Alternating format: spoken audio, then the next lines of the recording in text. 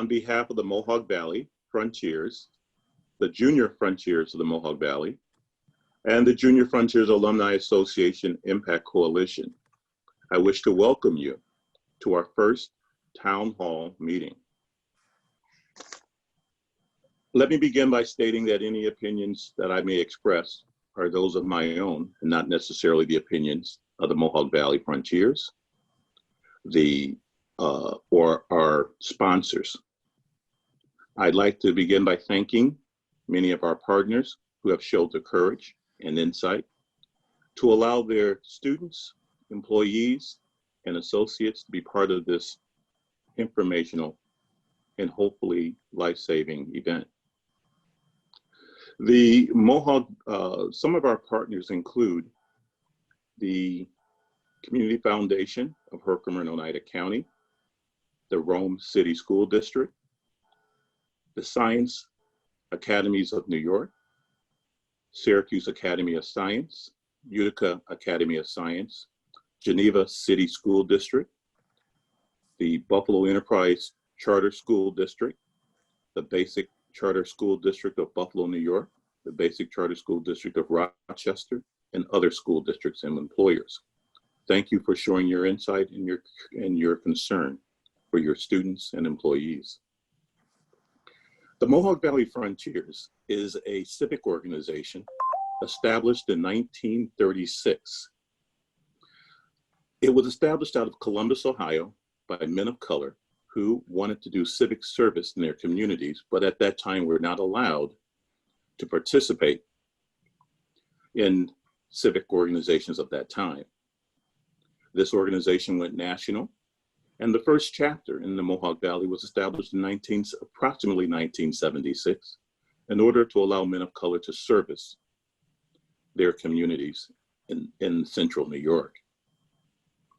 The Junior Frontiers of the Mohawk Valley is the youth component of that organization.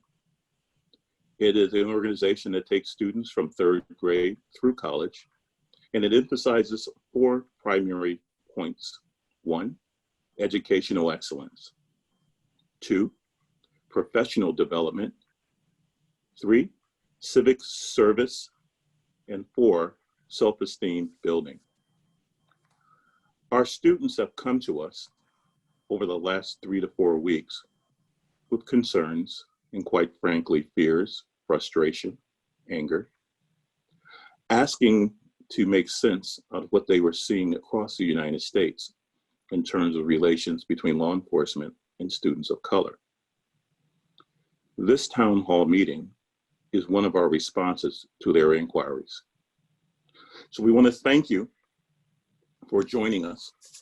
Thank you for becoming a part of this town hall as we ask our 2 distinguished panelists questions to help our students process the information as well as the times that they have seen via television and other mass media over the last 3 to 4 weeks.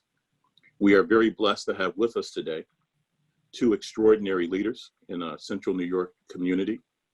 Both of these gentlemen have extensive law enforcement backgrounds and have demonstrated compassion and empathy with the communities in which they serve. We have one of our own local grown home young men, Mr. retired captain from the New York State Troopers, Captain Musco Milner. Captain Milner first started his law enforcement after he graduated from Rome Free Academy, I might add. Started his career in Monroe County, which is Rochester, New York, as a member of the Sheriff's Department. He then served over 21 years in the New York State Troopers, where he rose to the rank of captain and was the first African American to ever occupy one of their essential roles in the State Troopers organization. Captain Milner retired from the New York State Troopers and became the director of public safety for one of our illustrious educational institutions in Utica College, which he now serves. He's also a professor of mathematics at Utica College, as well as one of our other illustrious college educational institutions, Mohawk Valley Community College. And he is currently enrolled in his PhD program for mathematics at SUNY Albany. Secondly, we are blessed to have with us Chief Kenton Buckner from the city of Syracuse. Chief Buckner was sworn in as police chief of the city of Syracuse on November 30th, 2018.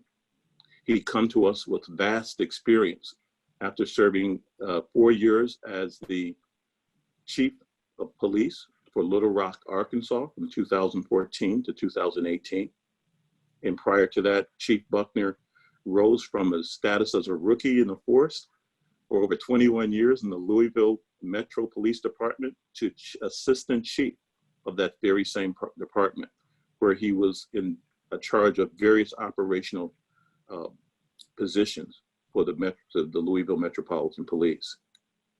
Chief Buckner comes to us with great experience and leadership in moving departments forward in the 21st century. His vast knowledge of community policing and his love and compassion for law enforcement as well as his community have led him to do great things in the policing world in conjunction with community partners, local, state, and federal law partners as well.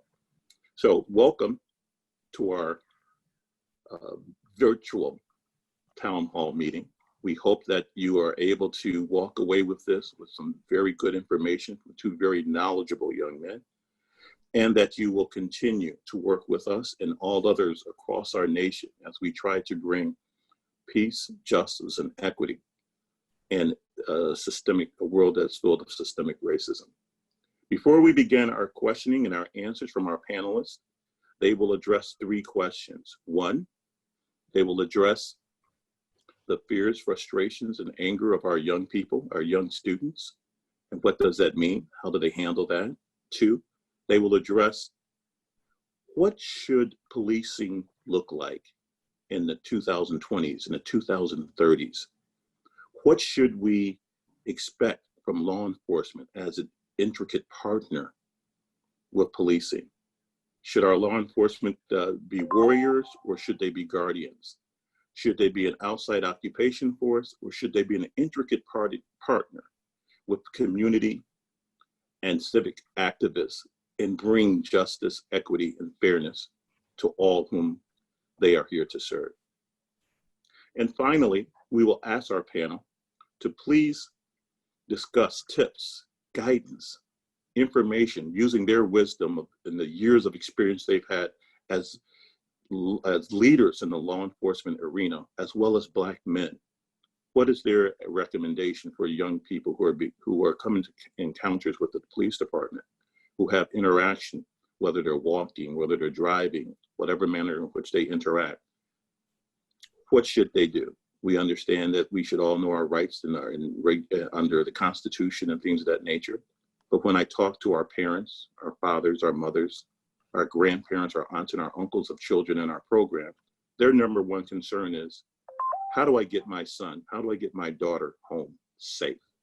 So we will ask our panelists to address those issues. But first, we'd like to start with a short video that would frame the question, the beginning question for us, and then we'll move on from there.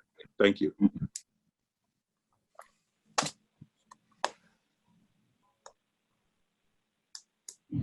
I dare you. Ask yourself, I'm asking you to, when did my baby become a threat to you? petals on the When I cried, when I started to crawl, when I started to speak, when I started to run, When I started to dream? when I laughed for joy, when I played with my toy gun, When I learned to read? When my jeans were too baggy? When I wore a hoodie. When I drove a car. When I left the library late from studying. When I protect my family. When you need jail cells filled. When I'm less than perfect. When I went for a run. When I went to the store. When I fought for your country. When I held my arms and my hands high. When I finally earned my degree. when I loved with my heart and soul. When I sat enjoying my coffee. When I go for a job interview. When the dictation of my speech was not like yours. When white women become uncomfortable. When I protested the injustice of the cage you built. When I wear a mask to protect you and myself. When I raise my voice. When I move too fast. When I breathe. When did my baby become a threat to you? When I was born. When did my baby become a threat to you?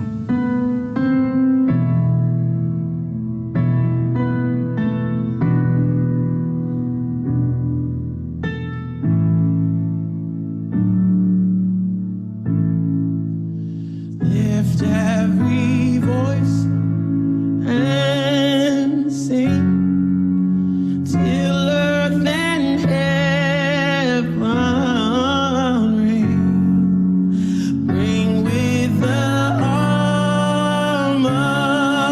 harmonies of liberty.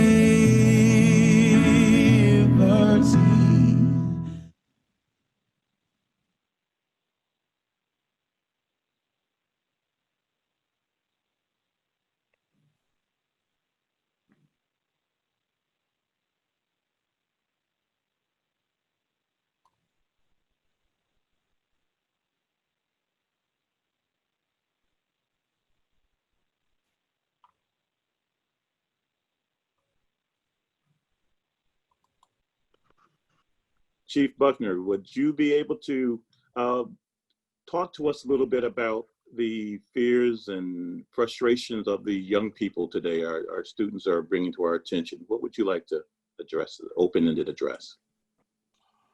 Well, first of all, thank you for, can you hear me first of all? Yes, sir. You can hear me, okay. So thank you for having me on. I appreciate the opportunity to engage this virtual community with some of the things that are going on in our country. I think that when you talk about frustration and fears, let's go to frustration first. Much of the acting out, the things that we're seeing in the form of protests, in the form of some of the destructive behavior as well, because that's included in this conversation too. Part of that comes from we've been here far too many times. And I think that our young people, particularly who we're hearing the most from, we can't continue to keep having these kinds of outcomes and then we meet to say we met and we have nothing to show for it and we wait for our next video to come. I think that the most disturbing part of that video, which will serve as ground zero for where we are today, was that we watched a man at the beginning of that video who was alive, pleading for his life, and then we watched a police officer commit a murder. And we have to call it exactly what it is. And that term may upset some people, it may make some people uncomfortable, but we watched a police officer commit a crime in broad daylight. No objective person with any amount of reasonableness in them would say that you can do something like that and not be held accountable. Here's where the frustration and the fear comes in. The frustration is this is not the first time that we've seen it. Black and brown communities have been complaining about this for decades. The fear is that we're going to walk into court, we're going to have a trial, and those officers are going to walk out again. That's the fear. Yes. That's why you see people in an uproar. So I would say to you that if you're not frustrated or you don't have fears or at least concerns, you're probably naive to the things that have happened in our past and some of the possibilities that may happen in the future. I will tell you that with my 27, 28 years in this business, this feels different. It looks different. I think that we have an opportunity to possibly have some sustained productivity and outcomes from this, but we're going to have to stay focused and make sure that we hold the people accountable who are appointed, elected to protect and serve us, And we have to do that in a collective way, because that's the way that we're going to be able to look back on this and say that we got something constructive from all of our frustration and fears. Thank you, Chief. Captain Milner. Morning. Morning.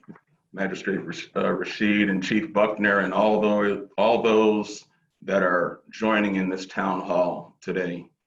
You know, when I was approached by Magistrate Rasheed and asked if I would speak on this, he first informed me that it was geared towards improving relationships with students of color and law enforcement, and that it was grounded in seeking healing for those angered and frustrated spirits that students and other community members are experiencing today.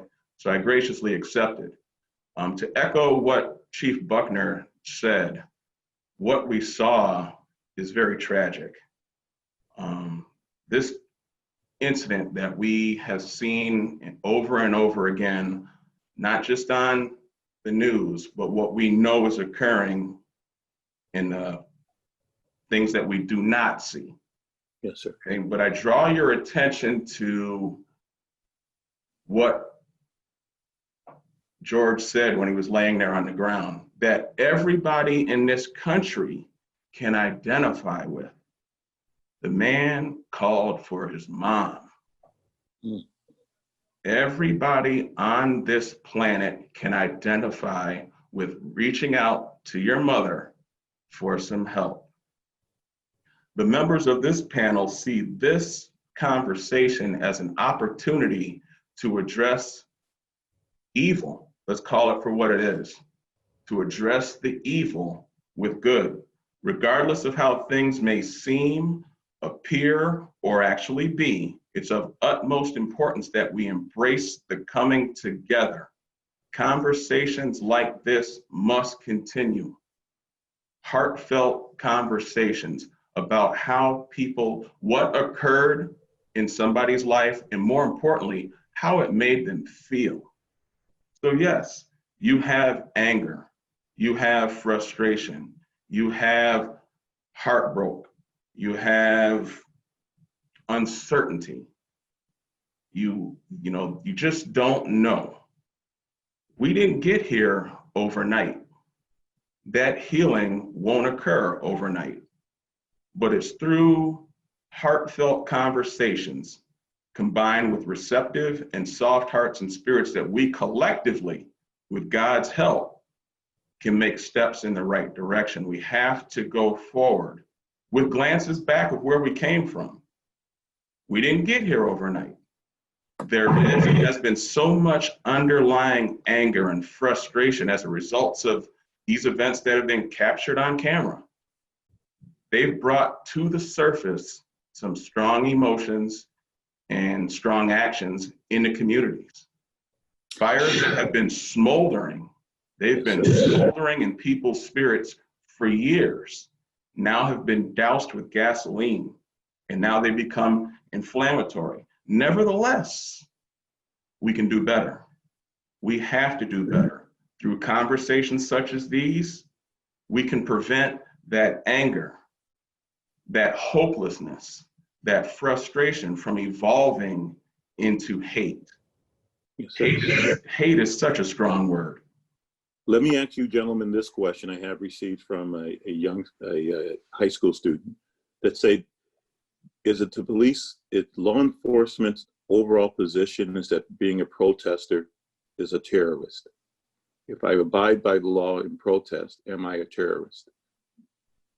Do you guys want to address that? Well, I will say that you're certainly not a terrorist. The First Amendment gives you the right of freedom of speech, and we actually have a duty to protect you during that moment to ensure that you can do so safely. Obviously, being an African American in the profession that I've chosen, being law enforcement, which is still relatively rare in many cities, having men of color in our profession. And I will tell you the reason that I sit here today is because of protesting and people paying a very heavy price for me to have this opportunity, not only to serve in this profession, but to make it to this level. There were two other African-American chiefs in the Syracuse Police Department prior to my arrival in its over 100 years of history. So there've only been 3, and they've all been recent. So I stand on their shoulders here with you of people who protested, who laid down their lives, who sacrificed so many things for me to have the opportunities that I have today, which is why when I sit and I watch what's going on, I think that I look at it through a different lens because I always want everyone to be lawful and peaceful, but I also understand that civil disobedience, protests, the marching, those are the things that have brought us to the progress that we have today, and we certainly understand that there's still a very long way to go. Thank you. Captain Milner? Yes, to continue to echo Chief Buckner's comments, that is your right to protest, but I must add an adjective to protesting. Peaceful protest, purposeful protest. You have to be there for the right reason, you know, because this isn't about you. This is about what you can do for somebody else, okay? Because we're not going to be around forever. We need tomorrow to be better. And when yes, we realize there's anger and there's emotion, and it's very difficult to control your emotions, and we get that, we understand that. But you do have a right to protest. We just ask that you do it peacefully and embrace what the purpose is, trying to make things better. You don't want to make it any worse than it already is. We already know that what's going on around this nation is worse. You are not a terrorist because you are peacefully protesting and exercising your rights under the Constitution. I have each of you have 1 minute to answer the following question. What is your position on police officers and people in authority protesting with marchers? Could you conceive of people in your department doing that, or would you ever do that? I'll let the captain go first this time. Okay. I think it's very important to remember that there's a big difference between what you do and who you are. So if it's been placed on your heart to peacefully protest with the purpose of making the world a better place, I applaud the law enforcement officers who are standing with the community, because that's what our job is to do. We are to embrace our community, because we have to get back to when law enforcement shows up on the scene, that things start getting better from that point forward. Unfortunately, in the nation that we live in, that's not the case. Yes, sir. Chief? I will say that I certainly would respect the right for our officers to participate in something like that. Certainly if they're on their free time, then they certainly have the right to do that, even if we're working and it doesn't impact the duties to which they are assigned that day. I certainly would support it as well. You've seen police chiefs all over the country participate in some of the marches. I personally have not participated in any. I went down and spoke to some of our protesters. I see more of an important role for me to remain in the command center where decisions about tactics, force, strategy, in protecting these protests, that I can offer more to that than I can actually the walk. Yes, sir. Thank you. Okay, we're going to move on to our second question, and that is a question of futuristic looking forward, a question of hope, and a question of what do we do now to get there? How do we reimagine? What can we foresee a law enforcement agency, a law enforcement presence in the communities of color that is actually serving the community, that is an intrinsic part of the community? What would it look like? What would it walk like? What are some of the types of things that can move this needle forward in our march toward human treatment of any and all people, regardless of color, of bringing equity to institutions that have shown historic, systematic, and systemic racism? What can we do to change this perception? Let me start with Captain Milner. So when we talk about reimagining what this should all look like, what comes to mind for me is a concept of utopia.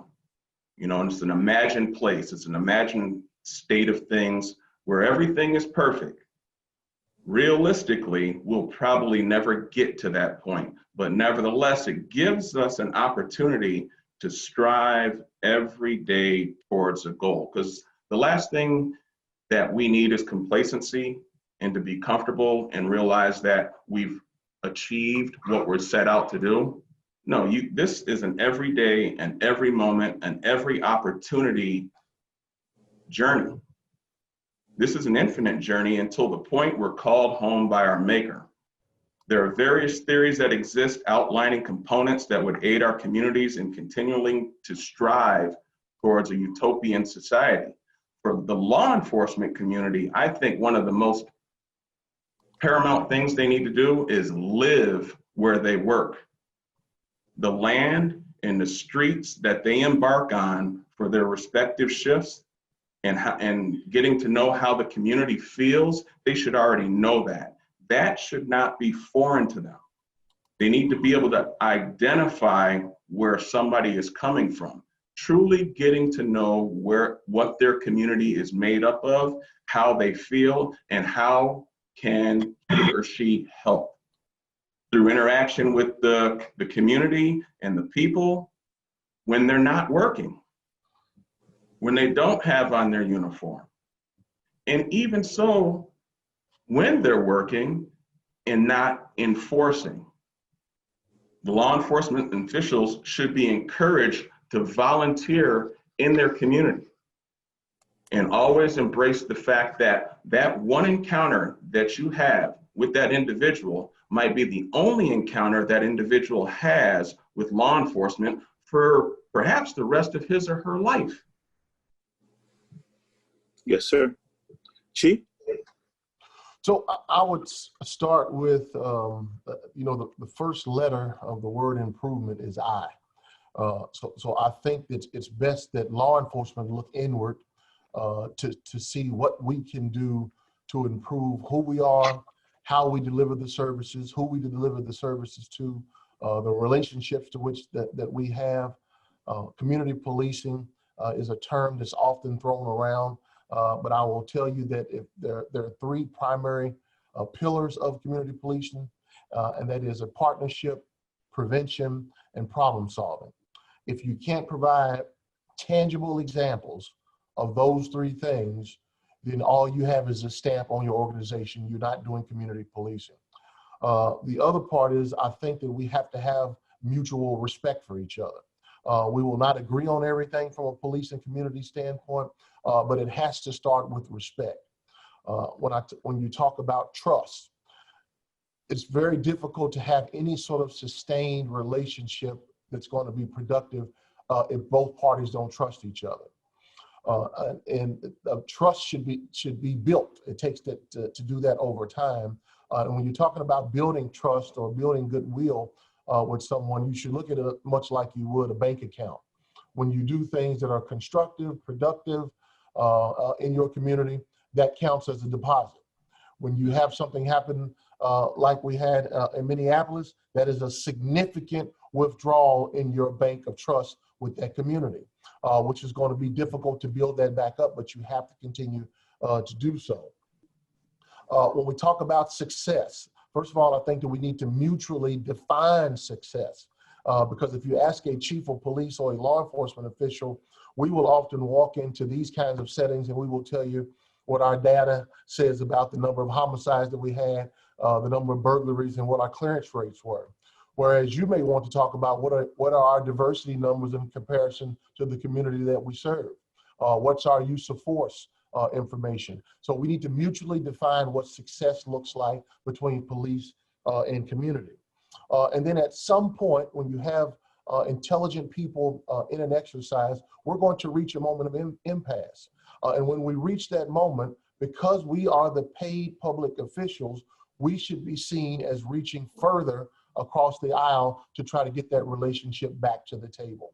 But I think that if it's everything that we're talking about, if it's not mutually desired, you're going to have difficulty until we can get on that same sheet. We have a question that indicates, I see that there are two ways to reimagine a law enforcement relationship with communities of color. The first is through laws and legal reform, changing laws like the use of chokeholds, the use of knees to one's neck, lethal force, redefining the use of force definition.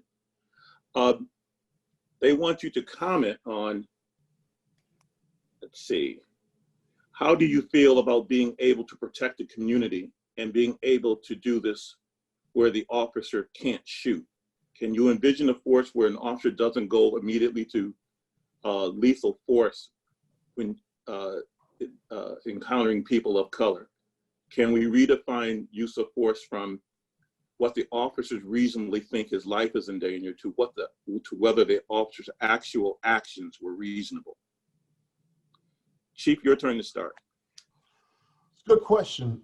When you talk about force, obviously when deadly force being the extreme level of force, and the classic definition that you're going to hear when you talk about that is officer had reason to believe that either his or her life or that of a third party was at risk of serious physical injury or death in order to use deadly force.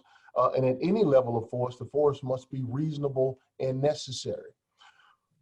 That's one of those things that is very, very subjective when you take that into courtrooms, when you take that into interpretation.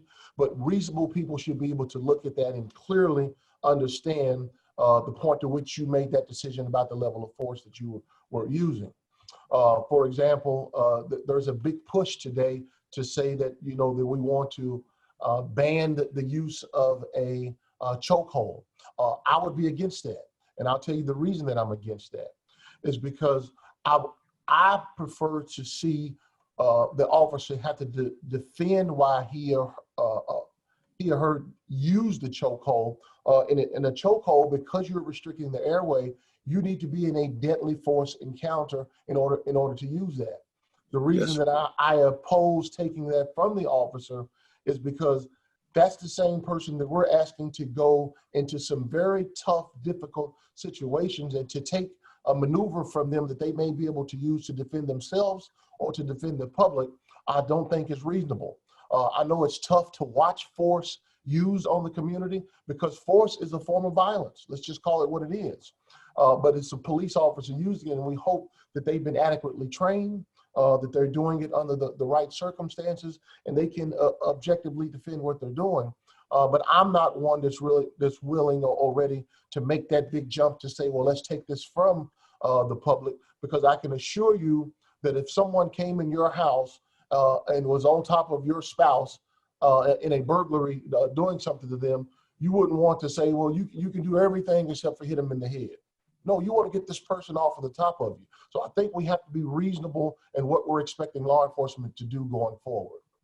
So you would look more at changing then the rules of which perspective reasonability is analyzed from. Instead of saying, is it reasonable in the officer's eyesight, let them keep it in the toolbox, but then allow the jury to use the analysis of whether or not it was reasonably used at the time in which it was used.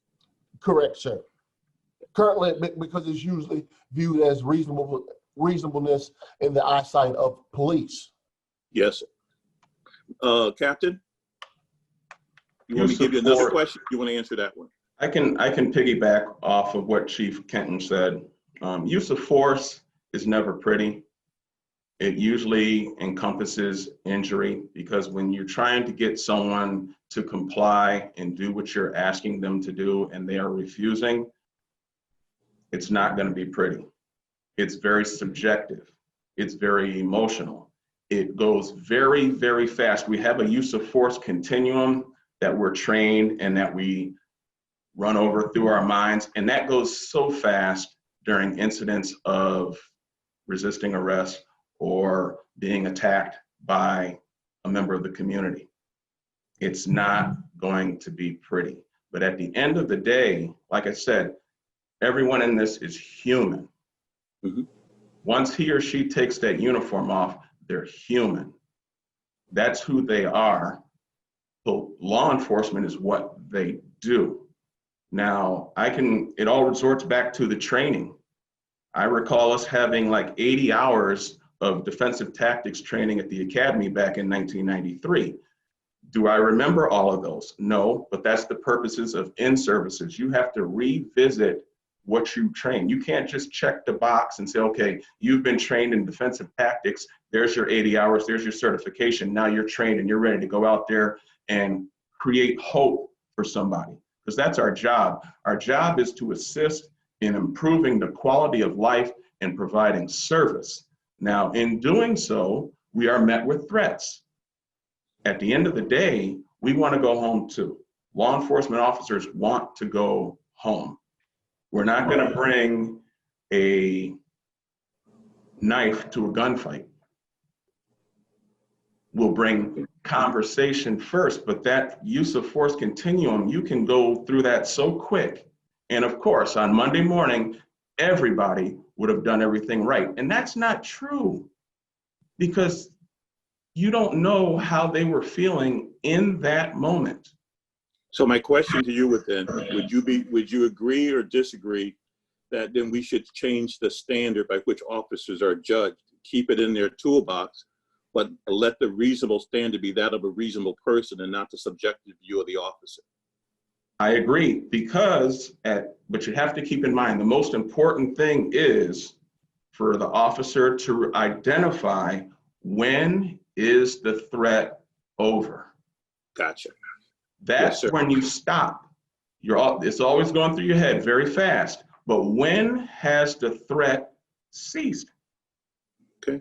The next question comes from a professor.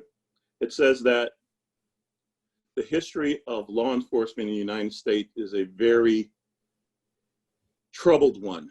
And the first professional police forces emerged different times in different segments of the United States.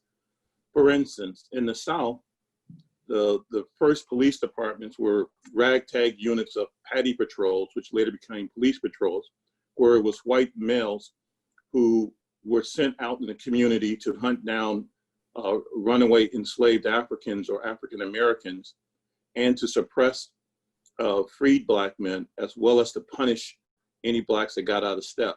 So the police department in the South evolved out of suppression of people of color. In the North, the first professional police department was in the city of Boston, and it came about as an interaction to protect the property of people on the docks of Boston, protecting their wares and their items.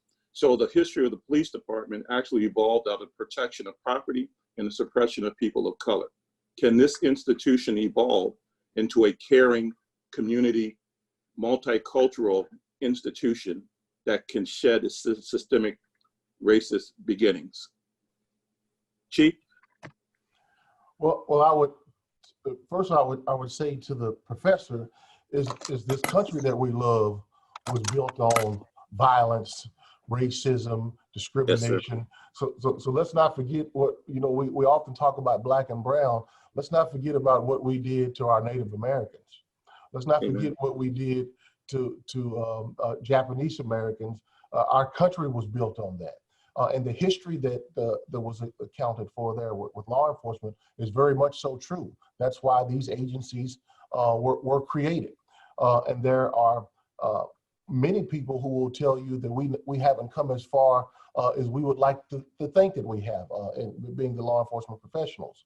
I will tell you that my law enforcement family is the same as your academic family. The vast majority of police who come to work every day, they do an outstanding job. They're professional, they're compassionate. They go about doing the business unnoticed. We make 130,000, 140,000 calls for service each year. Less than 1% of those calls involve force. But we never hear about the interactions where everything went well. We hear about the handful where things didn't go well, or where someone was slammed to the ground. And sometimes police are very much so wrong in what they've done. part of my frustration, to talk about how we started, my frustration has been we have not done a good enough job of policing ourselves, because it's very difficult for an officer to go to another officer and say, you were wrong for that, because of the fear of retribution from fellow officers of now putting you on an island. So I think that we certainly, I think that the profession has evolved over the years. I think that there is a significant disconnect in our Black and brown communities that has gone on for far too long. And I think that part of that is lack of representation of Black and brown people in the profession, and then also at each level, because you don't really achieve diversity until you have diversity at decision-making positions. That's to determine who comes into the small room. When those rooms are diverse, that's when you have real diversity. And then to go back to that again about my family versus your family, I can assure you that if you look on your favorite campus, there's a handful of professors that everybody says, man, I will be so damn glad when they leave. I have them in my organization. Of course I do. There's a handful that I would like to throw out the back door yesterday. But we have unions, we have grievances. There are a number of things that we have. Now, I do have accountability mechanisms in place to try to control the behavior or modify the behavior of the individuals. But I will tell you, by and large, police do a professional job, but we certainly have a number of examples where the agencies, and some individuals, some systemic, that have went off the rails, which is, I think, how we got here today. Yes, sir. Captain. That one's going to be a tough one to follow. Outstanding answer there, Chief. If I were to elaborate, there's been so many decades of isolation and disenfranchisement, which has led to an underlying suspicion, always being suspicious. And speaking frankly, that hurts. When you work around people that don't look like you. I invite you to go, if you're a Caucasian, Native American, Latino American, visit some of these HBCU communities. The way you feel is how some of us feel all the time. All the time. But we can do better. And that brings me to the question of recruitment. Recruitment is a very important aspect in the law enforcement, not just law enforcement, in the education system, you name it. Because where we struggle with diversity, I'm sure colleges and high schools, they struggle with it as well. Many of our students, they don't see anyone that looks like them on the other side of the table. They have to be encouraged to be let known that they can be on the other side of the table. The chief made reference to being into that room where decisions are made. That is very, very important. If we don't have a voice in those rooms where decisions are made, why do you think it hasn't changed now? You know, you have to have representation in there and be that conscience, that voice that has not been heard. Yes, sir. I think we can squeeze in one more quick question. Judge, I had a quick follow-up on there, if I could, for that. Go ahead, Chief. Yeah, and also there is a big push from this reform conversation about let's redefine what we ask police to do. Some of the common things that are being talked about are taking police out of the school system, having different response to those experiencing some sort of mental crisis, the homelessness situation. Here's what I want everyone to understand. We never asked for that responsibility. Yes, sir. We never knocked on your door and said, please allow us to take over security for your school. You all came to us because those pillars broke down. We did not ask for that. Yes, sir. So we welcome you to come and get all of those things that police should not be the first responder to, because we never asked for that responsibility. Amen. The chief was referring to some of the different models around the world where, for instance, in Stockholm and Switzerland and Finland, They have different agencies that deal with homeless issues. Someone's has a history of mental illness, they don't send the police, they send a psychiatrist. If someone is a veteran or just recently released from incarceration, they don't send the police when there's an issue. They send people to make sure that they have apartments or somewhere to live, somewhere to stay. The same thing with other types of aspects of education and schooling. Instead of having armed police officers, they have people trained in young psychological profiling of young students that can better serve students rather than showing a show of force. So thank you. I'm going to squeeze one last question in. This young lady has asked, are you aware of any mandatory training on an ongoing basis for all police law enforcement in your particular units for racial profiling, racial justice, learning the history of people of color, and having policemen have to understand and be a part of Black communities if they're going to police Black communities? This is my third police department in my third different state, and every state has some level of diversity training that's provided. Our academy that we have is about 28 to 30 weeks of academy. Then there's a 12-week field training period to where you have to demonstrate that you can apply the things that you've learned in that academy.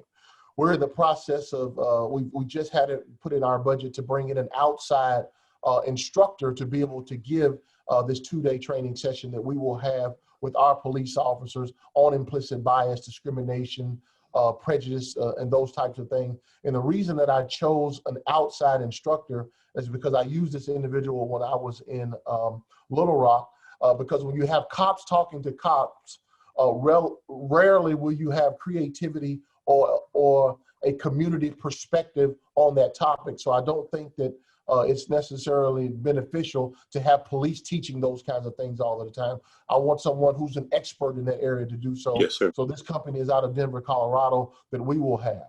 But I will tell you that to what the captain spoke to earlier, that's something that you have to continue to reinforce because it's a perishable skill if you're not reminded of that. And then you have to make sure that we are holding our individuals accountable when they step out of line of the values of that organization and of that community. Lastly, there's a big topic about, police should live in the community that they serve. I certainly see the value in that. I've always privately and publicly said, just as I would not want to tell the judge where to raise his family, I don't think I have a right to tell an officer where to raise his or her family. But I certainly see the value in living down the street from the individuals that we work with. My kids go to school with their kids. I get that. I see the value in it. But there are very few professions to where the job that you do for your 8-12 hours a day that can impact the safety of your family at home. And this is one of the unique ones. And I understand some officers preferring not to live where they actually work. Captain? Yes, we do. My former walk with the New York State Police, we do have diversity, cultural sensitivity training that takes place in the academy. But I must add that we also have what we call an EEO unit, which is an Equal Employment Opportunity Unit. What they are trained to do is to investigate and to make it better when situations of sexual harassment arise, bigotry, right within the ranks. We are invested at addressing it at the station level so that it does not go out into the community. You will act the way you're trained. So if you don't address these, what I call shortcomings, these racial slurs, these statements that really you should not be making, not only in the workplace, but in your homes, in the community, on your job, because it's causing hurt, it's causing pain, it's causing anger, and it's not going to be beneficial when that officer takes that spirit out into the community to create change and to bring about hope. Thank you, appreciate it. Let's move on to our last question. And this question is one where we're hoping to lean on your guidance and your experience in the field, as well as your lifelong experience being a man or men of color.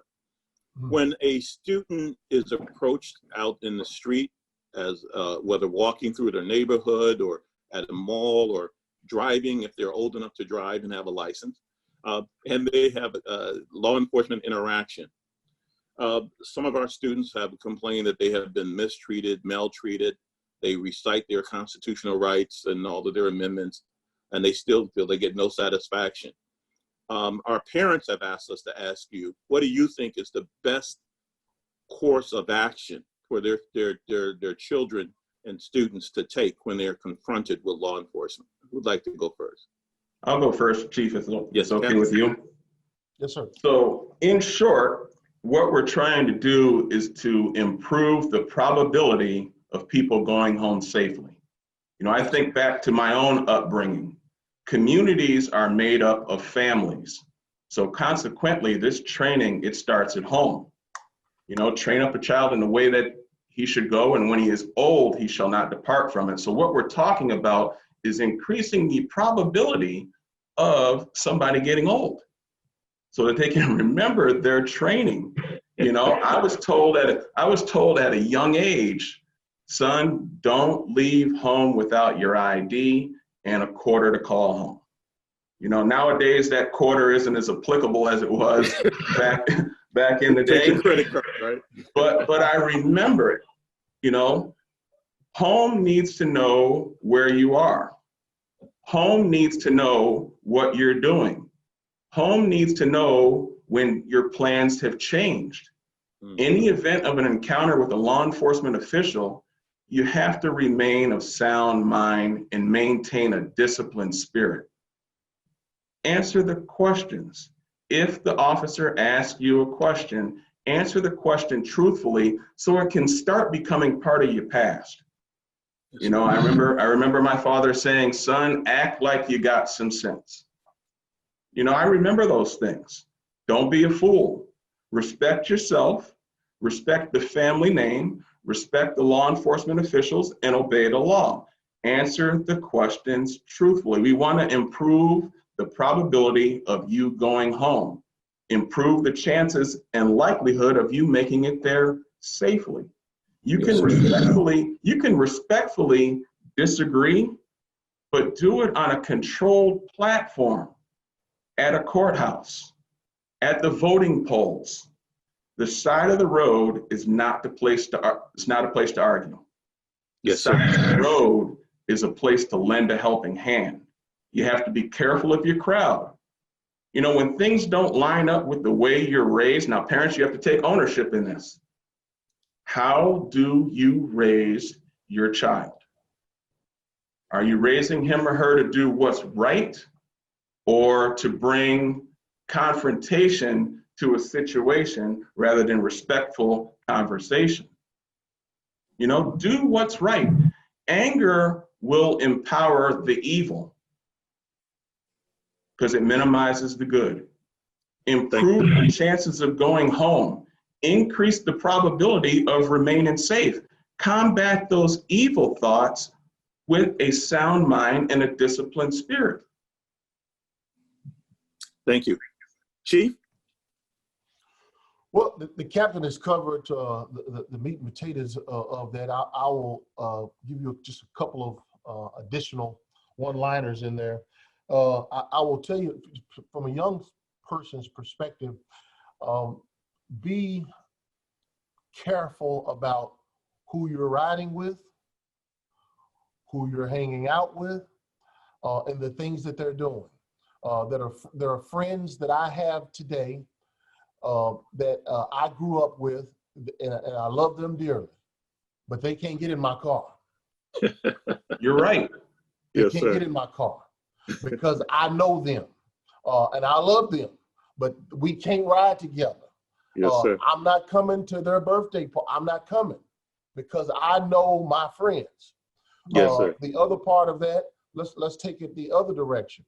There are police officers, that small percentage that we talk about, who will sometimes talk to you in a way that is less than dignified, unprofessional, Yes, right. you remain calm. Please. Don't you take the bait and then begin to go down that avenue, because it's not going to end well for you in that moment. You get the officer's name, you get the information, date and time of where you were stopped, and then you take that up to the captain's point at a different date, time, and venue. That is not the time for you to be discussing that. You accepting that ticket does not mean that you agree with that. You will have your day in court to talk about your disagreement as to what occurred on that call. And I'll lastly say this. We often feel like that, well, what's the use in complaining? Because I'm going to complain, it's going to be my word against his or her word, and no one's going to believe me. In some regards, that may be true. But today we have technology, we have cameras. Under the safe circumstances, you have a right to record that stop if you want to, as long as the officer is not telling you to keep your hands clear or free, you have a right to do that. Make sure that you're right. Make sure that you're holding your friends in your car accountable for the things that they're saying or doing. Don't reach around in the vehicle. Don't be moving around until you make sure that the officer understands exactly what you're doing. And if you get to the point to where you felt like that you have been mistreated, something unprofessional has occurred, please make sure that you make the appropriate authorities aware of that, because you can't expect leadership to hold officers accountable if you're not willing to come forward and tell us about it. Okay. The first question on this in this area is it offensive if an officer is giving me a bad time for no reason for me to ask that officer for his name or badge number if I can't see it? No, that's your right.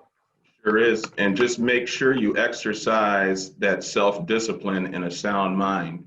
You know, if you remain calm, the situation will be less likely to blow up. You know, it's how you say it, respectful. Once you lose that respect, you've lost, and I don't want to use that term, but you've lost the battle. Mm-hmm. So you have to embrace self-discipline. You can ask for his name and his badge number, or her. Chief, you agree? Agreed. I think that's your right to ask for the officer's information if you feel like that a complaint needs to be lodged, or that you're unsatisfied with the service that you've received. Do it at the appropriate time, but that's your right to do that. Yes, sir. Okay.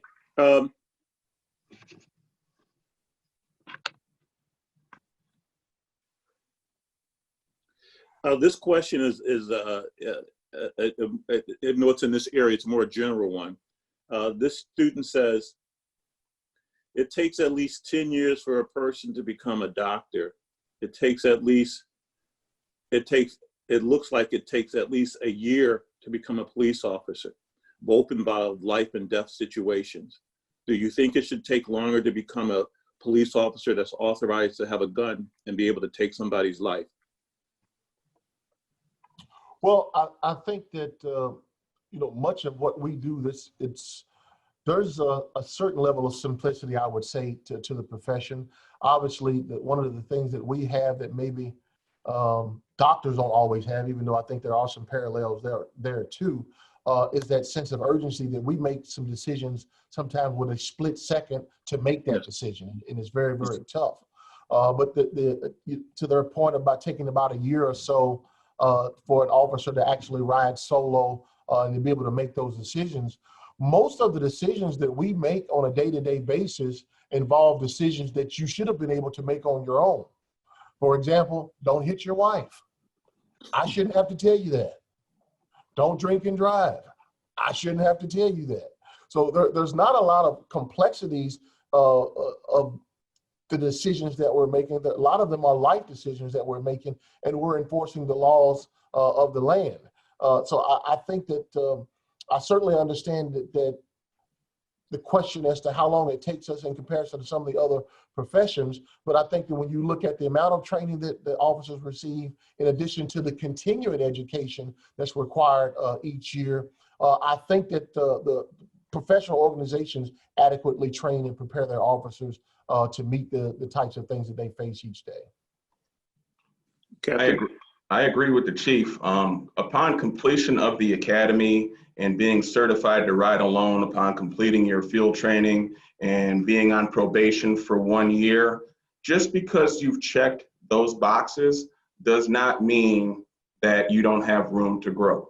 Every day, a law enforcement officer should be growing in knowledge and compassion and professionalism. There's always room for more professionalism, always.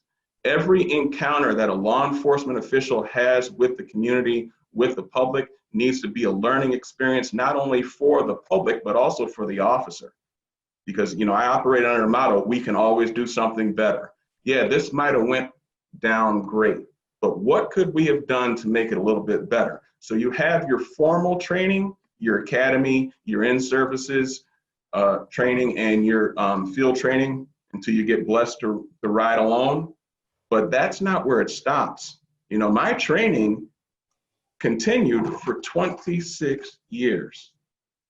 26 years. Every time you got a different assignment, there was some training that was involved, and you were supposed to get better and better and better each day. You make rank, you make sergeant, you make lieutenant, you make captain. With that comes training and learning. Yes, sir. Thank you. We have, I know we're very close to the time when we have to go to another issue, but I want to ask one more question in this area, if I can get this thing to operate right. Can anyone go to the police academy to become an officer? And what programs in your particular institutions is being utilized to try to get officers to understand empathy, compassion? And is it really against the blue code for an officer to be empathetic and compassionate? Why do they have to be such gangbusters? Absolutely not. And I think it starts with your recruiters. Yep. Where are we recruiting? Who are we recruiting? When are we recruiting? Why are we recruiting? And who are we recruiting? When I took over the recruitment mission for the New York State Police, I pulled all of the recruiters out of the colleges. People looked at me like I was crazy. I didn't beat around the bush. It's too late. Mm-hmm. It's too late. To get the most, and for lack of better terms, bang for your buck, you have to be in these students' lives and potential applicants' lives from day one. When they're in elementary school, when they're sponges and they're listening to everybody, because as they get older, they stop listening to fewer and fewer people. Yes. I mean, more and more people. They're listening to fewer and fewer people, and it's very, very hard for a visit at a recruitment table at a college that you're only there for an hour, 2 hours, for you to break down those barriers. Yes, sir. There are several barriers when it comes to recruitment.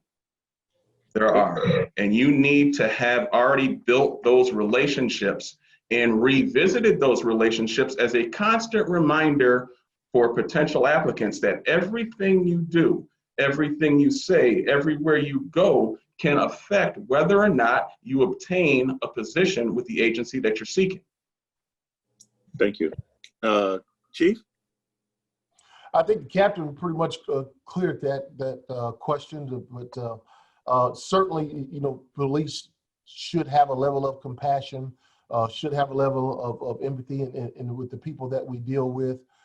You can't always train a person's heart, but you can make sure that you have the right mechanisms in place to try to recruit the right type of people, which is why we put them through such a rigorous application process to make sure that we are hiring good people, which is why the background is such an extensive process to make sure that we're bringing good people in the profession. But like any other profession, sometimes we don't properly diagnose some of the people that probably shouldn't be here. But when we do find that out, it's our job to either fix those individuals or to get them out of our profession. Yes, sir. Thank you. Last question, I asked you guys spend 30 seconds or less. What can you do about teaching officers about the use of their discretionary actions? The question assumes that there's a lot of discretionary action that officers can do in those one-moment decision-making instances. What can we do to teach better discretionary action? I'm gonna do it in 10 seconds or less. Treat people how you want to be treated, and when no one is watching, do the right thing. And is that to the officers or is that to the community of color? To the officers. Yes, sir. Yeah. Captain? Earlier on in this presentation, I talked about how everyone was able to identify with Mr. Floyd calling on his mother. Yes, sir. You treat people the way you'd want them to treat your mother. If you do that, 99.9% of the time, things should go better. Yes, sir. They should get better. If you treat someone the way you want them to treat and talk to your mom and handle your mom, things should go better. Thank you so much. Gentlemen, we've come to that part of the program where we want to thank you both for all of the insights and information you've given us. I want to give you guys 2 to 3 minutes, if you would, each to sum up any type of a message you would like to get out to both the community of color at large and to your fellow officers and fellow members of law enforcement, men and women who wear the tag on their car to serve and protect, but in many instances, communities of color still don't see the protect portion or the serve portion. What would you like to say to both communities? Who would like to go? Chief? Yep. So first of all, thank you for having me on for this conversation. I think that the dialogue between police and community is a good starting point to try to address many of the concerns, questions, fears, frustrations that we've seen in our communities. But it can't stop with the dialogue because too often we've had grand opening, grand closing, and we have nothing to show for our efforts. Yes, so I would say let's put together measurable plans or steps in place with defined responsibilities of what we expect of each other to be able to get to some of these mutually desired destinations. I will tell you that our profession is certainly not reflective of our country and the communities that we serve. And the only way that we're going to get there if we continue to have people of color who pursue this profession. I will tell you that law enforcement has been very, very good to me.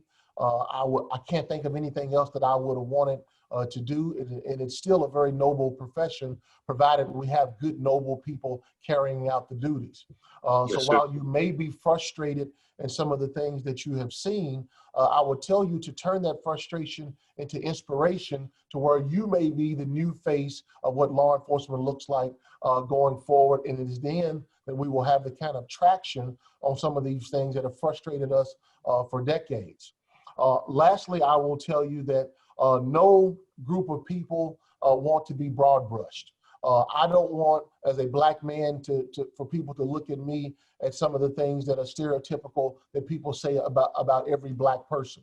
I also don't want that same thing on our police officers. When we have officers who are out of line, let's hold those officers accountable for what they're doing and make sure that we hold appointed officials such as myself accountable for making sure that I'm running a professional organization.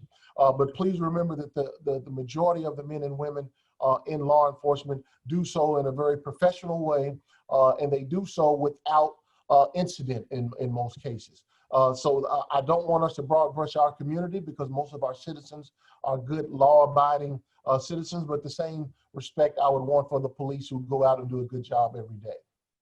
Thank you, Chief. Yep. Captain? Those outstanding comments, Chief.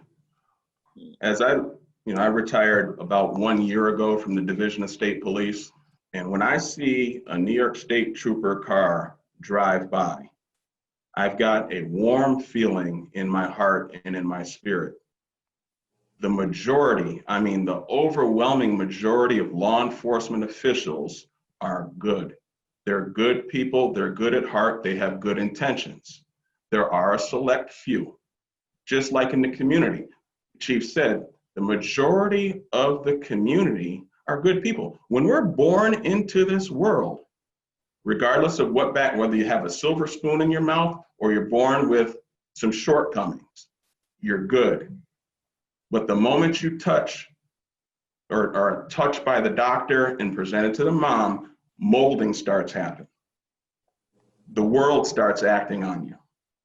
But at the beginning, everyone is good. The only reason I was able to become a New York State Trooper and to rise in the ranks is because somebody encouraged me to do so. Somebody supported that, and that started at home. My parents encouraged me to make a difference, create hope. That's what a lot of the majority of the officers that attend these 6-month academies and work shifts that are thankless, shifts in elements that are thankless, they come in with open hearts, caring, and looking to help people. They do. That's what they're there for. That's why when I look, and I know that, because if it wasn't that way, I probably would have left that agency a long time ago. But I saw people that actually cared about people more than they cared about themselves. Helping somebody, helping someone bring closure to a traumatic event, that will wear on you. But the agencies that I've been part of and had the blessed to work with, they are trying to do it to the best of their abilities. We can do better. Please don't think that we've reached where we need to reach. We can do better. I still have a warm feeling when I see a law enforcement official drive by. Even though I've seen some things on TV, the majority of the services that law enforcement provide to the community are good services. Unfortunately, those good services do not sell papers.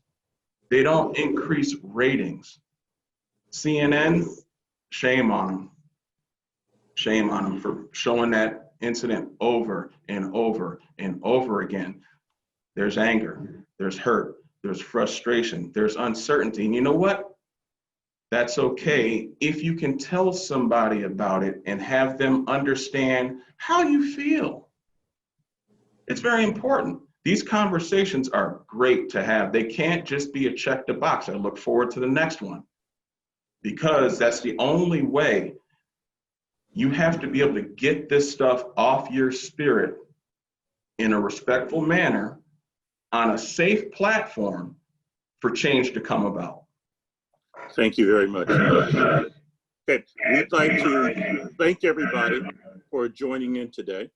We thank you for, especially to our two panelists who've given us their time, their insight, their opinions, and their guidance for going forward. We appreciate that very much.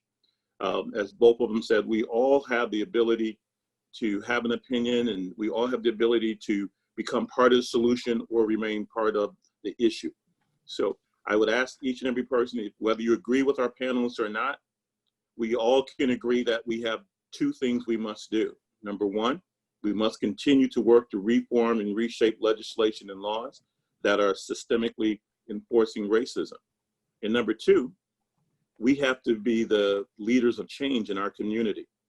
Are we looking to join police forces? Are we looking to be partner with police departments to show them how they can better police in our communities? Are we looking to take away from the police department those things which they are not trained to do, but which we have forced upon them?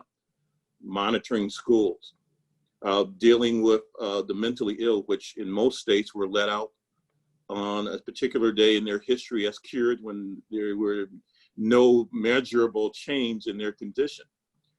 How do we have our police forces deal with so many different issues and expect them to respond to each and every issue as if they were specifically trained and expert in all these fields? What is the community responsibility for self-policing? what is our responsibility for our own young people, and more importantly, listen to their advice on how we can get our children home safe.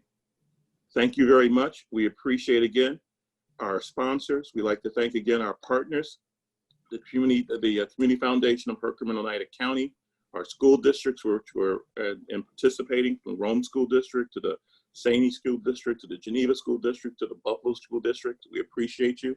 And we ask you that you please look at our video that's coming up next and the placard that comes after it. Please stay tuned for our next town hall meeting, which we will be in touch with everyone. We appreciate your inquiry into this area, and we ask that we all become part of the solution as we continue to have the audacity of hope. Please enjoy the video.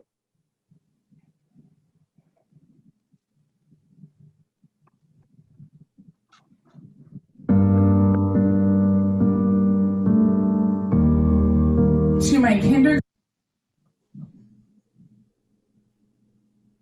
students, to my elementary students, to our middle school students, to my high school students, to my students, to my students.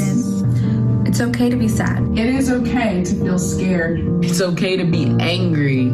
There is no right way for you to process all of the events that are happening in our world today.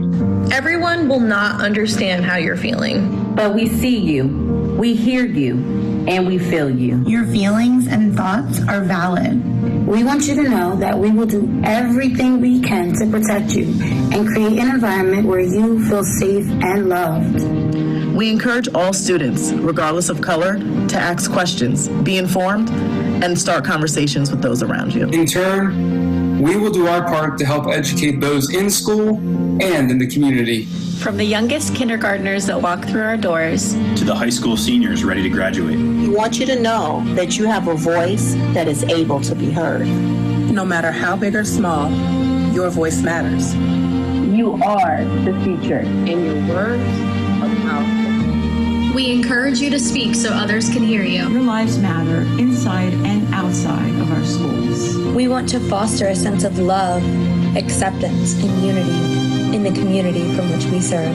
To our Black students, your skin not only represents the strength of those before you, but it is a representation of worldwide influence. It is a reminder of the strong Black leaders that fought for you to be here and the Black achievers who made change. Now it's your turn to lead. You come from a strong lineage. Be confident. Be resilient. You have to value your education and use it to change the world. Although we shouldn't have to deal with injustice, we are strong and we are built for this.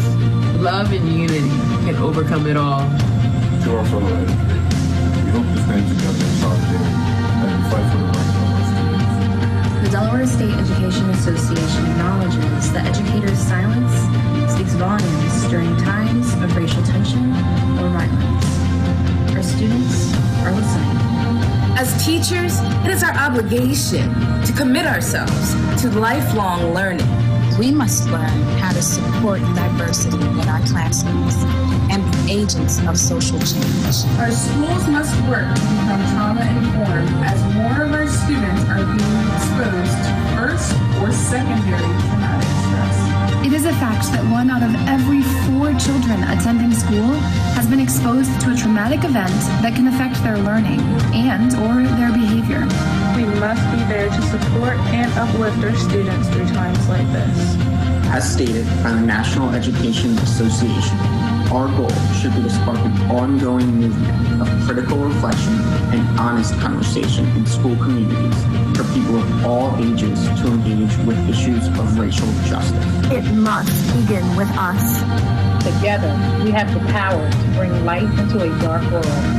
This is why we are educators. This is what we do.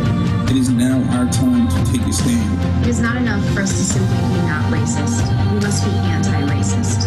To ignore these racial tensions is the same as ignoring the struggles of many of our students. We are committed to using the power of education to battle systematic racism and oppression. We will always affirm that Black lives matter. We truly believe that each life matters, but right now, The African American community is being most affected by racial inequities. If one of your students scrapes their knee, you wouldn't give all your students a Band-Aid. Instead, you would focus on the one who was hurting. We will strive to use sympathy, kindness, and respect to bring everyone together despite the racism existing in the community. As the NEA states, we choose not to accept these conditions as they exist, but to accept the responsibility for changing them. To our students, we will fight for you. We will strive to set the best example for you. We will be successful in making this world better for you. George Floyd, Ahmaud Arbery, Oscar Grant, Breonna Taylor, Alton Sterling, Trayvon Martin, Tatiana Jefferson, Sandra Bland, Ayana Jones, Eric Gardner, Sean Bell, Philando Castile, Walter Scott, Samuel DuBose, Tamir Rice, Terrence Crutcher, Ronnie King, Michael Brown, Emmett Till, and countless others. Their lives matter. Your life matters. Lives matter. Black lives matter. Black Lives Matter. Black Lives Matter. Black Lives Matter. Black Lives Matter. Black Lives Matter. Black Lives Matter. Black lives matter.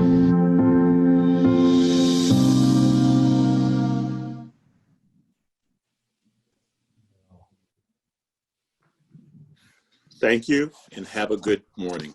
Enjoy the rest of your day from the Mohawk Valley Frontiers. Thank you. Thank you very much. Thank you. Thank you.